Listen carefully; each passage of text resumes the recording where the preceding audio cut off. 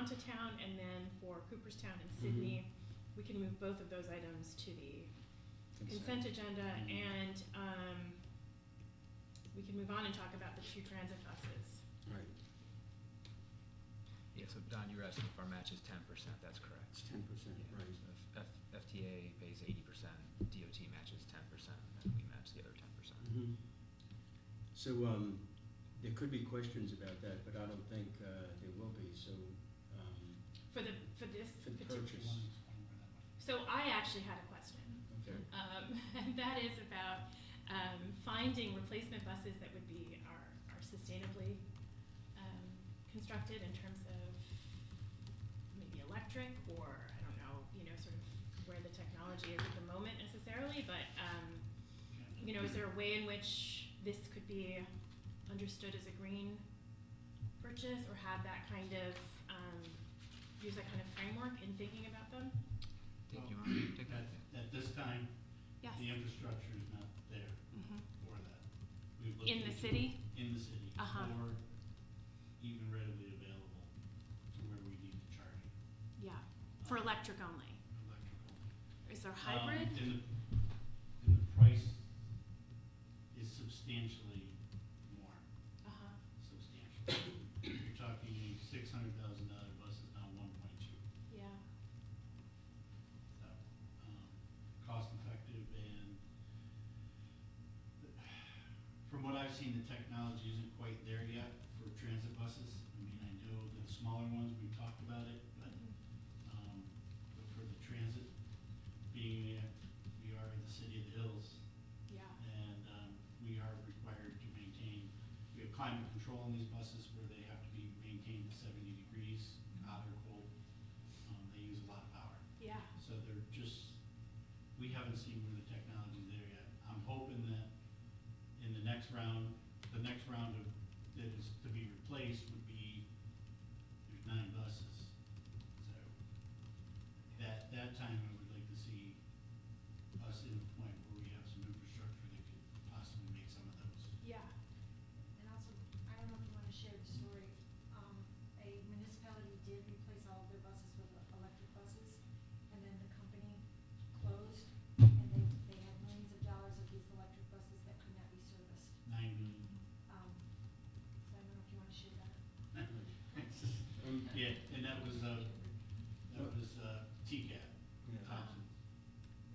My own way of looking at this is we should try one of the smaller buses in the future and These buy are- one and see how it works. If we can do it on a slow schedule, because we not only need the charging infrastructure, but we want to see how they do, Yeah. you know. Well, I'm thinking also, not just in terms of pure electric, but also hybrid.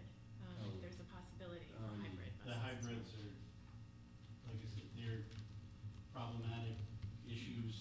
No one's really got a handle on it yet that I've seen. It's just, there seems to be a lot of battery issues. Uh-huh. Our climate has had a lot, to be Yeah, honest with you. yeah. In the salt and stuff, it's just, they ran some up in Maine, and they had a lot of problems. Um, Yeah. As far as the small buses go, we were all prepared to go with a small bus in this last group of 3 buses that we approved earlier this year. Yeah. And it was explained to me this way: if you go to the restaurant, and this is from the salesman, Yeah. and you order the sushi, and the waiter says, "Nah, I wouldn't do that. Would you still order the sushi?" That's how he explained it to me. So he said that they're not comfortable selling them yet to Huh. places like this, point blank. And the lead time is pushing 2 years. Where these buses are 11 months. These are diesel, right? These are diesel.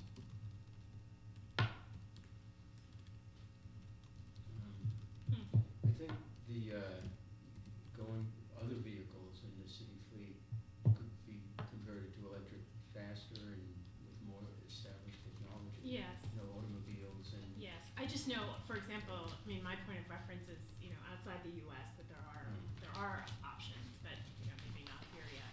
I don't know. There is. Yeah. Like I said, though, a lot of these companies that are doing this, they're folding. We Uh-huh. have this issue right now where the company buses, we can't get parts for them. And we don't own those, thank God, they're owned by the county. Mm-hmm. But those two buses, which the county is looking at the same grant to replace those two buses, Mhm. which are only 4 years old, Hmm. because this company is folded and you can't get parts. The companies are, I think they're, from what I'm reading, they're getting in over their head with their electric programs, Hmm. and it's making them lose money, and they're folding. Hmm. What's the situation with like electric automobiles or, you know, pickup trucks? Well, hopefully soon we'll be able to order our Yeah. first electric vehicle, the one we approved that's for the NYSERDA grant to replace the code vehicle. That'll be a good, It's gonna you be know, good. toe into the water. So it's, So yeah, I think I you're agree with. testing it out. Smaller vehicles are more likely to be replaced first, and at some point I think we'll be looking at police cars. Again, buses, you know, the majority of our buses, the bigger ones that we purchased all in the same grant period several years ago, they have a few more years on their expected useful life. It'll probably be 2030 before we have 2030 is when they're. big ones, so I would, you know, we've talked about how that's, by that time, we expect Okay. they'll be moving to some kind of a sustainable, more sustainable fuel, electric or otherwise. But yeah, we're continuing to look at, as things come up for replacement, is it an appropriate vehicle to I've looked at transition? hydrogen, I've looked at everything, CNG, Mhm. and the price is just, you have to have such an infrastructure for them that, Yeah. you know. Is there going to put be charging infrastructure in the terminal, the new terminal? Yes. Not to charge buses, no. Oh, That's just a terminal. But where we need the charging is down at the Silas Lane where we store the buses. okay. That's where we need to bring the charging into. And that's a pretty expensive thing to put the chargers in, right? Yes. It's more than the buses. You know, I was thinking about that the other day, when gasoline-powered cars and diesel trucks came in, you know, like private enterprise built the gas stations. And is there a way, are there companies that would build the chargers and it'd be their charger and pay for the electricity? I think. Obviously, you see that, you know, commercially for smaller vehicles like Moravito on the south side and that sort of thing. I'm not aware of a purchasing method like you know, where they would build them on our property for us to Mhm. use for buses and like sell to us that way, like a power purchase agreement, if that's what you mean. Yeah, well, I'm not aware of that. Oh, So there I isn't thought you were someone doing speaking more general, because, you know, Tesla's all into the electric Right, charging yeah, stations right yeah, now, right? right. So that's an example of a private, exactly, yeah, and I was wondering Investment. if there were companies that do that for buses or, I haven't seen anything you know, for not most yet, cars, that kind probably of not thing. yet, but it's probably coming, Okay. You would think it would have to come eventually if, you know, larger, right? over the road trucks and that kind of thing start to be electric. The point of it is that, is there a way of getting around the capital costs, and some company would do that, and we would just buy the electricity? Possibly in the future, Near That doesn't future, exist yeah. yet. Yeah. not that I'm aware. But it's a I good mean, thought. Yeah. I That think is a good thought. you could ask, you know, the place to look is not in the US, it's Europe, to look to see, you know, what kinds of public, transit are running on electric and how do they get that electric? Mm-hmm. So if it's a hybrid, what are they doing? So a city like Copenhagen, for example, what are they doing? Because I know that they do have a hybrid, they do have hybrid buses, so what kinds of, So where they charge. right, Yeah. so what kind of infrastructure have they put in place to make that possible? Do we have our own filling station for the diesel buses? We're under contract with Moravito. Yeah, Oh. we're under contract. So they go to the gas station? Well, they go down to, And we don't use Starkman Street anymore. We go to South Side or to West. Oh, yeah. and I'm thinking that in the future, when DOT becomes, more, open to funding electric vehicles and the infrastructure moves forward, I wouldn't be surprised if DOT would have a grant application where we're able to apply to put in the charging stations. Yeah. Okay. I think you're right. Then every couple of hours, you have to have somebody move the bus, one out, move one out and another one in. Yeah. Well, we're hoping that you would, you know, be able to leave them, have enough charging that you'd be able to leave them charged, you know, each one would have a designated area. Oh. Yeah. Okay. We do have pretty good set up where we are, it's just, one of my big questions is, are we gonna be allowed to put that type of charging inside of a building? You know, I know that's an issue, I think they have to be outside. well, that's the thing. Right. And now you're running that vehicle in this weather, it would be running all night long to keep the interior warm because the batteries have to be maintained at a certain temp, so you're using more power. Although I, It's those things, I've looked at all kinds of scenarios, yeah. believe me, I'm not against it, it's just I'm not there yet. Well, I think the battery technology is also That's the key. under pretty significant innovation at the moment. Yes, So, there's no doubt about right, that. so, Okay. okay, so should we move that? I would like to move that to the consent agenda as well. That's okay with Okay, me. good, great.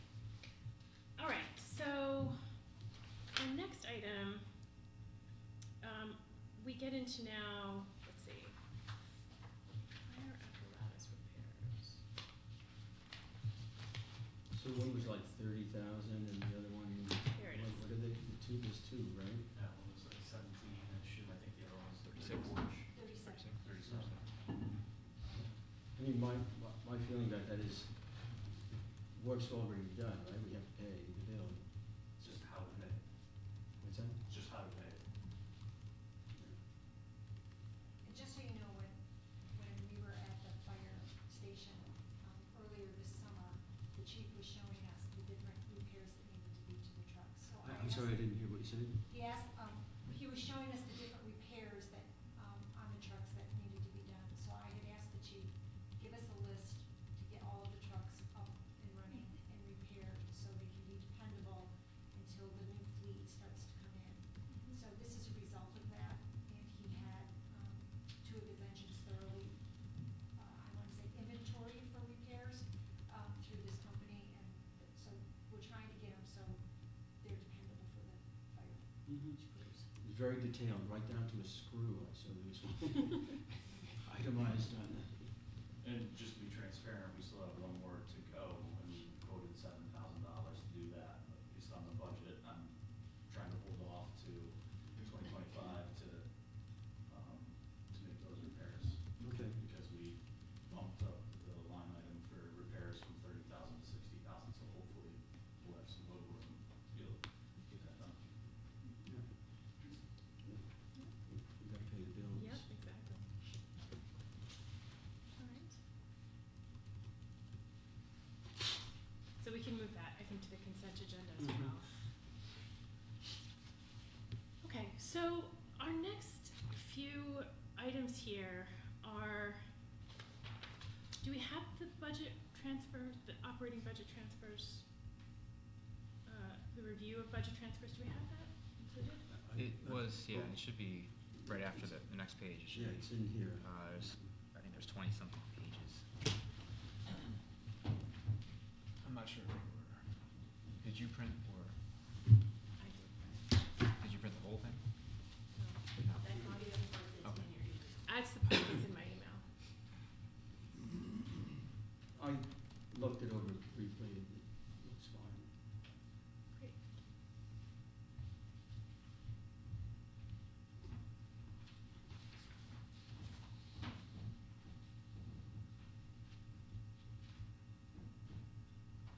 There's nothing that I saw that was unusual. Is this what's in the email? Yeah. Okay. And what these are. Oh, yes, I did see this, yes, I Yeah, did. these are the transfers that Greg and I will discuss with the department heads, or Yep. staff, which falls under his authority. Right. Okay. Council doesn't need to take action. We don't need to do anything. We just need to. Right. to, This is just here for us, for That's our right. eyeballs. Yes, Okay. that's for you to be informed of Yes. what's going on. Yes, thank you. Okay, so, Overtime was next, I think. yeah, the overtime report. Did you have any questions? So the next item is the overtime report. Yeah. Any, Again, the way I see that is that, you know, it's a bill that has to be paid. yeah, That's not the kind of stuff I would question. right.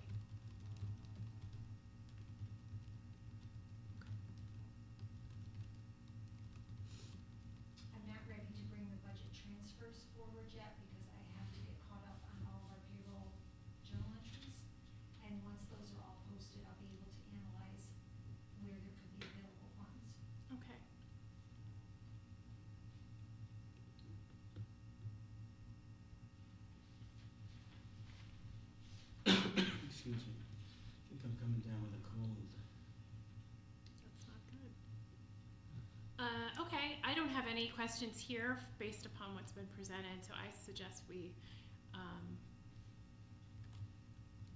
we don't even need to do anything, so we can just move on Mhm. from that. That's again, just for us Right. to review. Okay, thank you.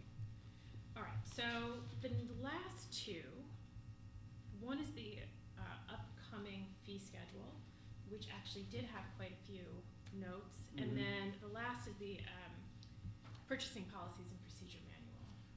Right, I think, on the fee schedule, Mhm. that, there's a committee, I forget the name, what's that committee that looks at that? Legislative?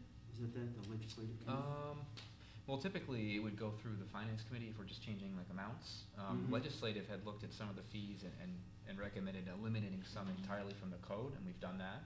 Right. Those were shown in there as the ones that were crossed off. And they also had some recommendations about, increasing, I think it was pavilion rental fees. Mhm. Well, They here's my mentioned question, so some, the, yeah. So they looked at some of committee these. looked at all of these? No, they not looked all of at, they them. looked at some of them. Oh, okay. So I Because know there was indicated which one's quite a detailed legislative. discussion about that, I sat in on the meeting. Yeah, some of these are suggestions from staff that weren't discussed with legislative committee. Legislative on their own kind of, brought up, really they were looking at parks fees, street closure permits, pavilion rentals. Those are the ones that they had What was more parks recommended. related, correct? Yeah. Yeah. And there were additional. Yeah, and then changes. just to go through quickly, the Yeah. sidewalk cafe permit, Yeah. that's not something that many people, we have much of. Also, we're generally trying to encourage any business or restaurant that has the ability to have a sidewalk cafe, if there's room for it, on the sidewalk in front of their building. We're looking to not charge them for that. Mhm. I think that's a good thing for downtown. But Stephen Yearly, code enforcement officer, Yearly wants to review the code and see if we need to make any changes to that. So we'll come back, but that would go through legislative since it'd be a code change. Mhm. So our recommendation in the meantime, while we still have the fees, is to just set them at zero. So as not to discourage anyone from putting a table and chairs out Mhm. in front of their restaurant or whatever. The only thing that my general outlook on fees and that kind of stuff is, I don't like to nickel and dime people, It could hurt the city more than help sometimes if people say, well, screw it, it's just too much trouble, I'm not gonna do it then. Yeah. So. But That's our. I didn't see anything that looked like that when I looked down the lists, but I'm not sure. Yeah. It's a pretty long list. Yeah.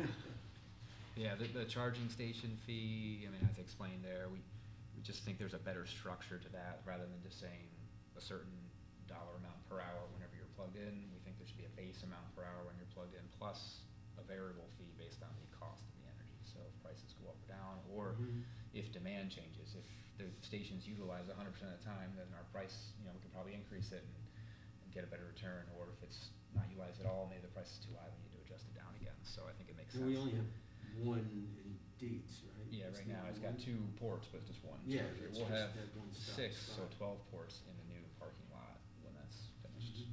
in spring, summer. I had a quick question. Page 11, you have in red the backflow prevention device testing, non-compliance.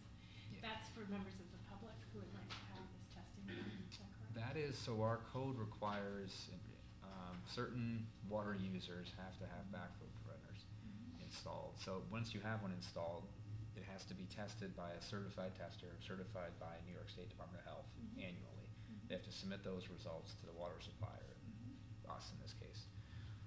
So we have some who do not do that or don't comply with that, so we'd like to have a mechanism to, Mhm. charge a fee for non-compliance. I see. So that's what that would do. Okay. That was something the council discussed. It did go through legislative committee because we changed our code. The council approved it, I think, September, with a start and implementation date of January Oh. 2025. So we're including on the schedule. Okay, thank you. Yeah.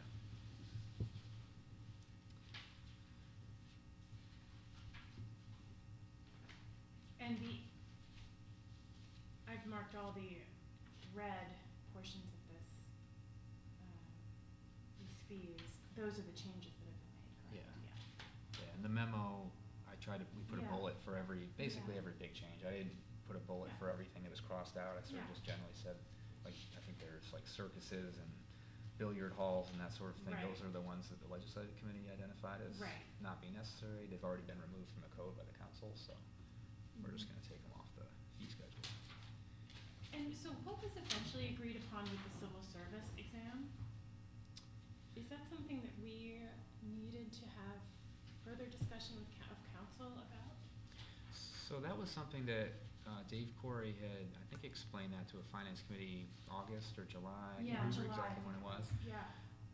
And recommended we make our exam fees $0 because New York State has done the same thing. Right. A lot of other civil service agencies have done the same thing. I would Yeah. say right now with the HELP program, without Yes. having exams, very few jobs requiring exams, so there are very few fees. It's really just police and fire. So in an effort to not discourage someone who's applied somewhere else for free from having to Yeah, pay it a fee encourages and more cross people file to here, apply for the job. we wanna have the biggest list we can get, so. I think that's a good idea. The total Well, dollar and your impact Oh, yes. is like $1,500 is what we would, based on an average number of applicants for police and fire. I think that's what it would cost us, or the revenue we would lose I see. in a given year, Okay. average year. Yeah. You don't want anything that's gonna discourage people. If they gotta pay money to apply for a job, it's, Well, If and everyone's also- doing it, it's one thing. Now that if you Yeah. are doing it, I think the thinking is we don't wanna be the ones that are. right. Right. Okay. And then the civil service administration fees, that's not something we've listed on neither of these are the things we've listed on our fee schedule before, even though we had them, so we just figured. That's the administrative what? That's what we charge other governmental agencies, so our civil service, our HR folks, cover the school districts, Winnebago School Districts, the library and housing authority. So we have these fees that have been in place for decades and haven't been changed, and I think the library pays $150 per year, which doesn't really cover more than a couple hours worth of someone's time to look at. The school district has a lot more money than we do. They can afford it. So we're trying to, as we discussed in the budget process, come up with an equitable way to charge the proportionate share of civil service costs to each agency, Mhm. including the city. So these would increase significantly if we went, based on the total number of employees that are classified in civil service between the 4 agencies. I think there's 255. We have the biggest share, and then the school district, and then the library and the housing authority have much fewer. But if we went straight to, proportionate share of the cost, I think the school district would go something like 4,000. I'm not sure what they pay now per year, to about 25,000. They pay $12.50 right now. 1250 to about 25,000. So what we're proposing, we had discussed, Dave Corey had recommended maybe ramp it up over 5 years. In the discussion with council, there's concern about, why don't we do it a little bit quicker than that? So we settled on, for this year, I think we're doubling them. And then the next year, which doubling $150 isn't a whole lot, but eventually, the next year they would go to the full amount. Yeah. That would give them time. They all have their own budgeting processes. They can be Mhm. aware of it, plan for it. Yeah. There's more of a gradual process, but not so gradual that you Yeah, won't see it's the more like impact this and then Yeah. that rather than straight. Right, okay. Thank you. The police, EMS, fire equipment, personnel standby costs, we've discussed this for probably like 10 or more years. I think this has been discussed a number of times by different councils. How do we equitably charge, who are we charging? So the chief has explained, I think we talked about this last summer or last spring sometime. When we go to a high school football game, we haven't been charging them, but according to our fee schedule, we should be. Same thing with like a 4th of July event in the park. So we wanted to come up with something that, based on the discussions and the feedback we had heard from council, although it hadn't been any directive to do a certain thing, we were recommending that we charge the fees to everyone, except if the event is permitted public event, so it's open to the public, there's no admission fee, and it's either held on city property or on a street in the city right away. So, for example, something like 4th of July would be an exception. They wouldn't be charged the fees. Something like a high school football game or a Harvard College football game would be charged a fee because it's on private property or not city property. Mhm. And something like, we had Snowmageddon here, that's an event that's in the public right of way. It's a private event in the sense that you have to pay admission to go, so. That's the beer thing on Main Street. Yeah, which hasn't happened last year, I don't know if it's happening this year, but something like that, if they were to ask for an ambulance to be there or, you know, whatever, that would be something where the fee would apply, whereas like a parade, if we were gonna have an ambulance, or at a Blendos, basketball tournament, something like that where there's a, you know, fee for entry, we would be charging. Yeah, the beer thing is a for-profit venture, they should pay.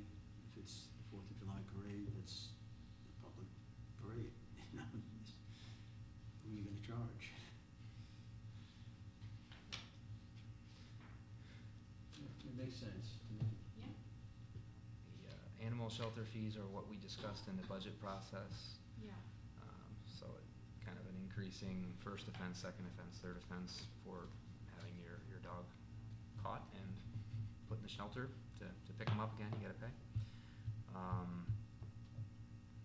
Street closure applications, that was something the legislative committee discussed, so we're going with what they recommended, which is having a different fee for Saturdays and Sundays based on, you know, the fact that overtime costs a bit more to bring people in to close the street.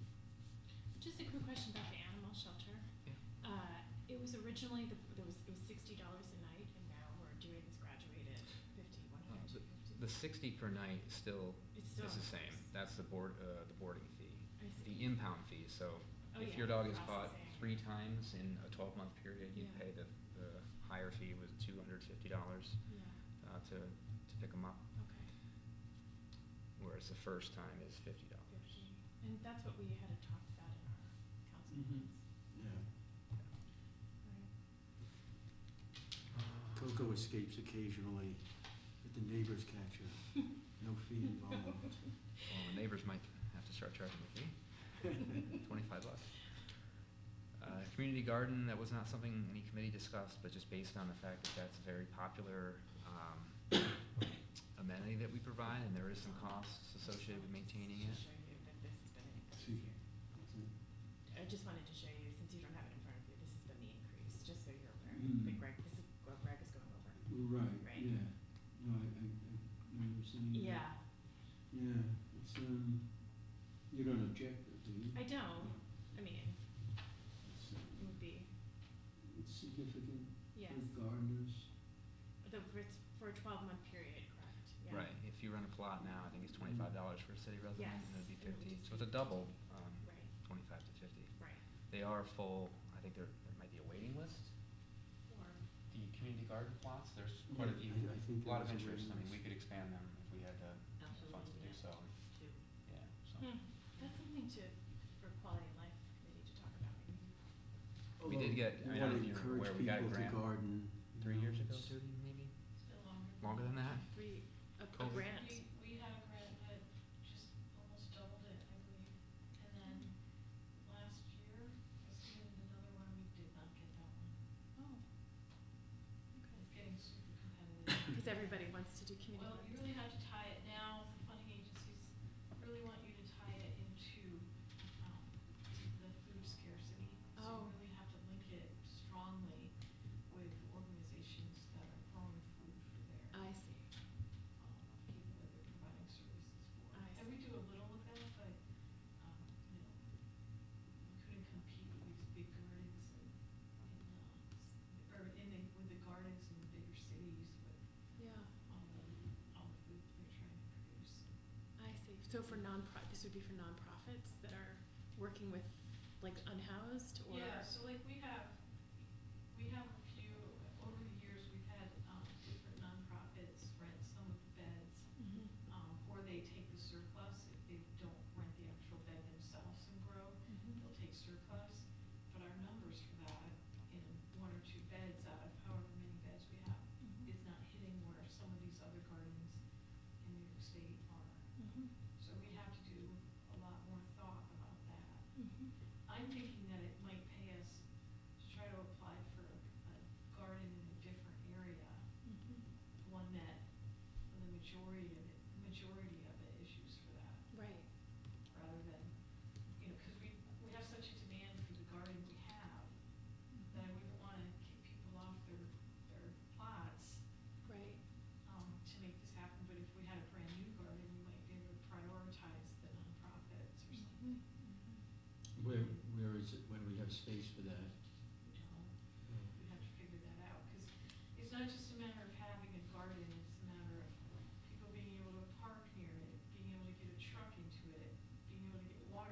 Yeah, yeah. getting it fenced. So this There's would be a lot- larger scale. It's a, There's a lot of, and not to mention, like, our DPW crews build those plots, yeah. you know, and they help provide the mulch and the soil or whatever else they need. So that Yeah. we're already strapped with our DPW crews doing what they're already doing, so it's not like, ooh, let's just do a garden. Yeah, oops, There's a clear some lot land involved. and, right, yeah. A lot involved with it. Mhm. Although I wonder if some of that could be volunteer generated in terms of work. Is possible. The gardening itself could be, but not building it. You know? Well, building it could be. Could do. I mean, we could carve out a spot in one of the parks for it, so that, but you still have all these other issues that need to be. Yeah, but you'd have to figure out, The water, for example, is. yes, location is Yeah. important. Yep. That one, the grant that we got actually provided the water system that we have now, which I think, is it underground now? It was, We had water, it expanded it, so it made it a lot easier and more convenient to, so there's hose reels and there's a number of them. It's not just in one corner where they have to, put it in buckets wherever they used to. So we added some underground piping. Okay. yeah, that was part of the grant. 'Cause And they you had the money to, Yeah, they had an underground one, but it became difficult to handle, like, for the volunteers and stuff to be handling all the hoses. yeah. And, especially early in the season and late in the season with frost and everything. Yeah. So we did the underground one, but Sport Wilcox had a connection that we could get to fairly close, Mhm. so it wasn't super expensive to do that. Mhm. But that's another thing we'd have to think Yeah. about someplace else. Proximity.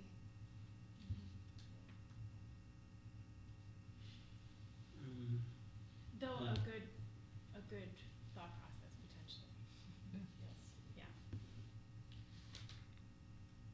Okay, I have no further questions about the fee schedule. Are you okay?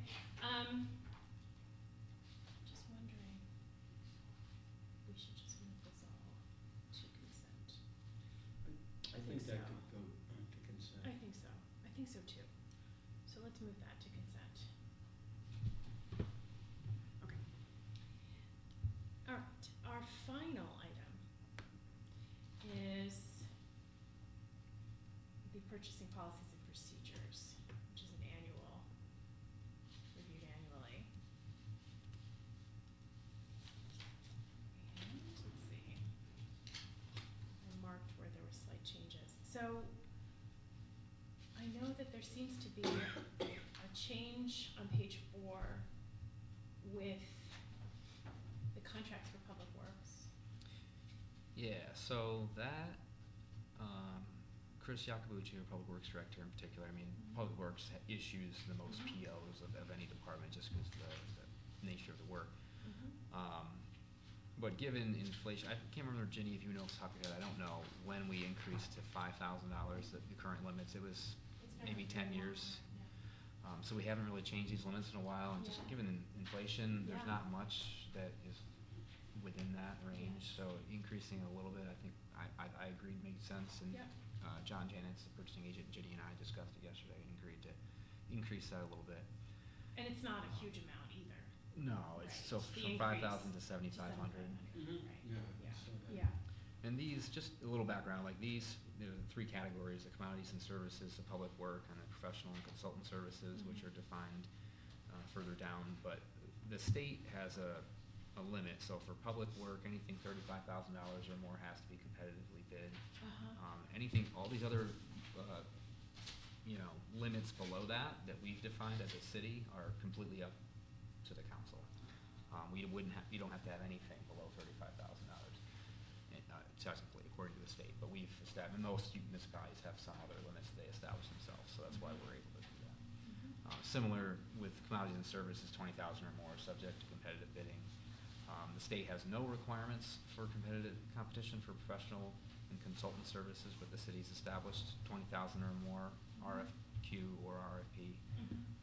And in that case, we're recommending keep that, but change, we did have up to $5,000. You submit a requisition with a proposal, and then $5,000 to $20,000, you would get written quotations from a minimum of 2 vendors, and we're just asking up to $20,000, we can get a single, written proposal. Oh, this is just below, with the consulting. That's just below, yeah. Yes, I see that. Yes, yes. Yep. Okay. That was one item, and then, let's see. There are these additional, on page 18, just additional, that look like they're from a very long time ago, so needed to be excluded, I guess. Yeah, actually, last March or April, we had council approve removing those from our list of standardized products. Yeah.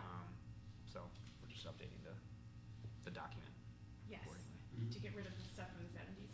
Well, it's not It's not that it's it's that. old stuff, the Uh-huh. products themselves, but it was standardized way back then. I see. And the reason for standardization is obviously that you don't wanna have, in some cases, like fire hydrants, but you might not wanna have 10 different styles of fire hydrant. Right, I see. So in this case, we removed the standardization for the justification we gave back then. Yep. So, Okay, that makes a lot of sense. Page 6, there's also some changes from the equipment repair purchase order additions here. It just looks like it was just updated in terms of the, that we wanted to clarify, in a case like, let's say a fire engine breaks down, we have to send it somewhere to figure out what's wrong with it. If it's not something that we handle in-house, and then have someone repair it. So these other, specialty repair shops are in Syracuse or Albany, to send it somewhere and have them perhaps tear it apart to figure out what's wrong with it, and then tell us it's gonna cost X dollars. And then for us to say, okay, now we're gonna tow it to Albany and have them give us a price, it's just not practical. So in those cases, there might be a case where the repair is costly enough that it's above one of our purchasing procurement thresholds, where according to our policy, we should be getting multiple quotes, but it's just not really practical. yeah. So we just wanna clarify if that happens. It's not always possible. We can practical. waive it, Yeah, okay. So it's a which is, waiver. that's what we've done in Yeah. practice, we wanted to make sure it was clear in there. Yeah, Is that coverage, Jenny? yeah. Great. No, that was reasonable. Yeah. Makes sense.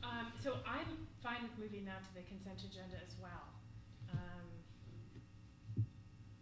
Yeah, I think so. very technical. I don't think anyone will have any objections. Okay. I just was looking actually at the code of ethics here, which I just breezed through on page 17. Did you have a chance? That's fine with me. These are the purchasing agreements. It includes all employees and city officials. Okay. That's just what the adjustment. All right.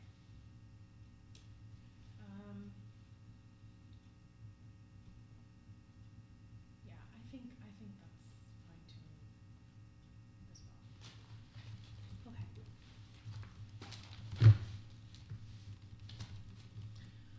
Are there any other items? I do have something, and I prepared a little bit. I just had a quick, I wanted to make just a quick advertisement even for the New York State Green Purchasing Program that's been newly created, that I wanted the city to know about procurement around sustainability. And so they have a whole program, so I just wanted to put that forward as something potential for the city to explore. It's more, I think, codified and formal than what the city currently has in terms of green purchasing and operations. If you look at the last schedule of the purchasing policy, there is a green incentive Yeah. section, and I think we refer to the city. The state one. So this is a program where you have points, and you can, it's just, there's nothing mandated. It's more recommendations, and so it's a formal process, and it might be something we could look into. So what kind of things does it deal with? Purchasing, a big recommendations for all kinds of items to purchase, and then we get into more and more operations, like thinking about electric vehicles and so forth for various departments. So is Just it something is it to- recommending certain products and Yes. vendors that provide these things? Precisely, yes. Okay. Yes. More eloquent way of stating what I just said. So I wanted to just put that forward when we're talking about purchasing policies. Does there come, We have two other ones. okay. That were not on the agenda? If we Oh, have okay. time, yes, Okay. that's okay. First, we'd like to bring up Tyler Technology. Yes. We have been negotiating, contract prices and modules to possibly upgrade to. And we still have some, few details to work out. But what we would like to do is possibly have a demonstration to council, either at a finance committee meeting on January 2nd, or if we wanted to have it at a full council meeting. But we thought it would behoove the council members to see what we're talking about and the number of modules that we would like to upgrade to, because this will be a costly conversion. Right now, the estimate for the one-time setup fee is a little over 200,000. And then the annual, fees for all of the different modules that we'll be using is about 137,000, something like that. But it will also eliminate expenditures that we're currently paying for other programs. So I'm thinking the net is gonna be an Yeah. increase of maybe 70 to 80,000 per year, but it's gonna depend on which modules we end up actually utilizing. But we would like to start that process to get council's input. Previous council had more information on it, so we thought with the new council members, we thought a demonstration actually from Tyler themselves. They could just zoom in and, go over. We think the presentation will probably be about 30 minutes and about 15 minutes of questions. So we just wanted to get your feedback on if you would like it at the next finance committee meeting on January 2nd, or if you would like it to be a council meeting or a special scheduled meeting. I would say the full council, Yeah. because it's a lot of money and, I think you know, so, like, they're gonna wanna know Wanna about know it about it. one way or the other, so why not do Yeah. it that way? Yeah, I think it would be good. And as far as the date of the meeting, that's up to, I guess you and the mayor work that out. The second, you wanna talk about the, Yeah, and just to close the loop on that, we can probably look at January 7th and possibly just start a little early, have the presentation before the actual council meeting, if that works for council members to show up at half an hour before, or 45 minutes before, or just do it at the beginning and then have a longer meeting. Probably at the beginning. I mean, it's- Excuse me, but. Not something that really, the public may be interested, it's not something that we would typically look to make a public presentation as though, we're seeking public input, but Right. it's really just for the council to understand. The reason you probably should start it at the beginning of the regular scheduled meeting is not everybody can make it on time, you know, they have jobs and all of that. Yeah. So I think that, would you agree? Yeah, I do, I think January, so the council meeting's on January 7th, and we're meeting as a committee on the 2nd? I think that early That's that right, week, right? that's right. The week before, rather. Yes, that's right. 5 days, right. Yeah, the scheduling is, work that out, I guess you have to work that out with the mayor, right? Yeah, he yeah, set for the schedule agenda, or something, right, yeah. for the agenda of the meeting, right. But, I think the full council should get the presentation. Yeah, that's fine with me. Okay. and then Greg, did you wanna bring up the, furniture and pictures? I don't think we're ready. I mean, we could just mention what we're looking at, but I don't know that we'll be ready for Tuesday or not. But go ahead, yeah. You'd already brought it up. I'm gonna have to depend on you a little bit, cause I didn't Okay. really read the email.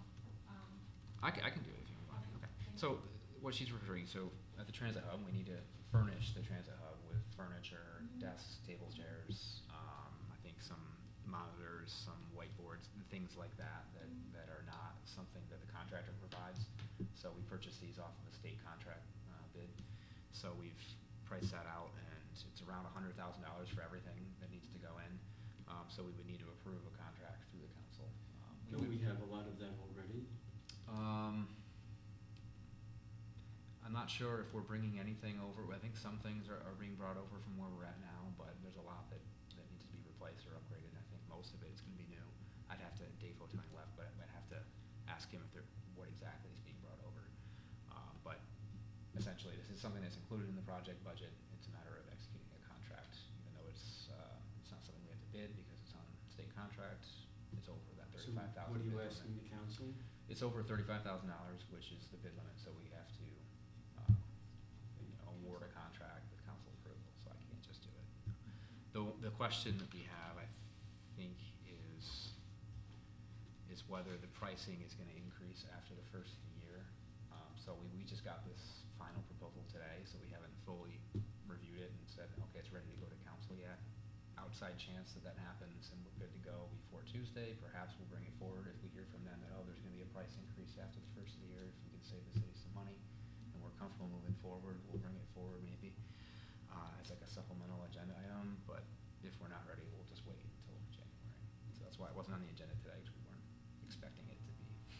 But if we can secure the lower price and get the purchase order done in 2024, that would behoove the total cost of the project. Sure. And also, some of the lobby furniture that will be in the new transit hall is a higher grade for exposure to the public. Oh, yeah, I mean, it would have to be, I would assume, robust, right? It's not the, odd chair that's gonna get donated for years. No, I was referring to the office equipment, not the lobby. At the public Yeah, used, yeah, no, Yeah. what's there now wouldn't Can't, work in the. yeah. building. But anything that could be salvaged, I think we should if we can. Or maybe another department would want to. It's environmentally sound. Yes, upcycling. We do, when anything gets surplus in an department, we contact other departments first to see if they need it or if they want it, before we actually put it out to the public surplus auction. And the surplus equipment is auctioned? I'm sorry. Oh, no, I was just gonna say, I apologize if you were still asking questions. I just wanted to clarify, we'll be hearing about that purchasing, the need for the council approval for that in January, we're thinking? Or sooner? If we're able to review everything and we're comfortable recommending going forward with it now by Tuesday, this next week, we might put it on the agenda, we can discuss it then and have the council vote on it. If that's gonna save us a significant amount of money, if the price is gonna increase after January 1st. But if we're not comfortable moving forward, or if the price is gonna stay the same, then we'll probably just wait and bring it to the next finance committee, Okay, so. all right. That's good to know. So it's to be continued, just so it turns out. Yeah, there will be more discussion either on Tuesday at council or at the next finance. Okay. Sounds good. And also, thank you for this. I don't think we've made reference to this, Oh. but this was, do we need, Yeah, I meant to mention that, and we made this, I thought it might just be interesting and Yeah. informative. We found it Absolutely. interesting, it's just a overall maintenance cost history, both labor and parts. Labor is obviously, is typically provided by Central Garage. In some cases, if we are contracting that out, then that would, be contracted labor, for each of the buses that we're looking to replace. You can see obviously costs increase over time. 2023, in particular for bus 30, was a big expense that year. I think that was an engine issue. Yeah.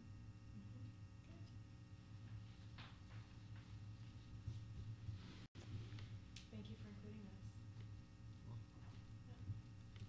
Further evidence of the need for these replacement, Yeah. vehicles. Is there any other items No, to I bring don't up? have anything. Okay, excellent. Then, I say we adjourn. It is 6:08. Thank you all.